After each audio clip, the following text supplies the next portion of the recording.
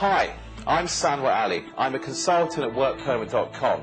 Today I'm going to cover HSMP and also Tier 1 under the new government scheme. The government is going to introduce Tier 1 in March 2008. This is going to be quite a significant change. However, I don't think quite as significant as the government claims it will be. Under Tier 1, there's going to be various categories. There's going to be a general category, there's going to be entrepreneur, there's going to be investor, and there's also going to be a post-study category. The general category is going to replace what is now HSMP, the Highly Skilled Migrant Programme. Under the general category, it is going to be more difficult in some respects. However, overall, it is not going to be so different from the current category. What is going to happen is that the MBA provision is going to be removed under Tier 1 General.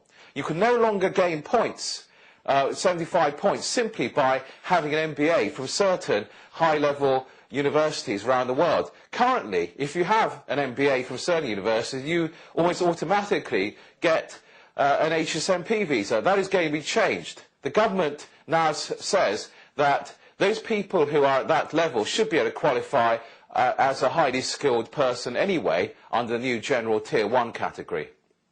In other respects, we'll see exactly what happens. It may very well be more difficult to meet the English language requirements. In practice, the government may make it more difficult. They may make it more difficult in practice for you to qualify. So we will see exactly what happens after March 2008. Another category under Tier 1 is entrepreneur. The current entrepreneur category is going to be merged and come under the Tier 1 scheme. You will get points based on investment in the UK, £200,000 investment, and if you employ people and if you have good English language ability. And again, it's going to be 75 points like the general scheme.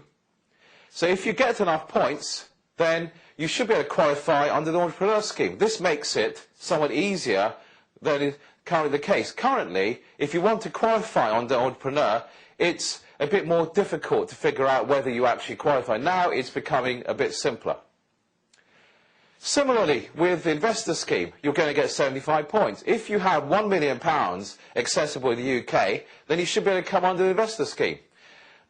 Previously, it was, again, slightly more difficult to see whether you qualify. Now it's much simpler, and if you do meet the requirements, generally £1 million in the UK, 750,000 investment, then you should be able to qualify as an investor. The post-study category is very welcome news. You now can remain in the UK post-study for 2 years. That's a longer period than under the International Graduate Scheme. During the 2 years, you should be able to be in a position to qualify, say, under Work Permit or Tier 1 General. Well, once you've done that, you can stay in the UK and get extensions and eventually gain indefinite leave to remain in the UK. So that's most welcome.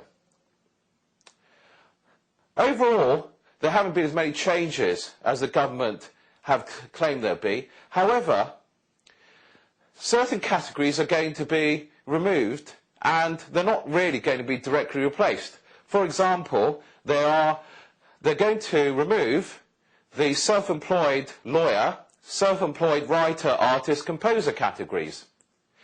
That's going to affect some people because those categories did not actually require any requirement for investment, did not necessarily require educational qualifications, apart from the lawyer category where you obviously need to be a qualified lawyer.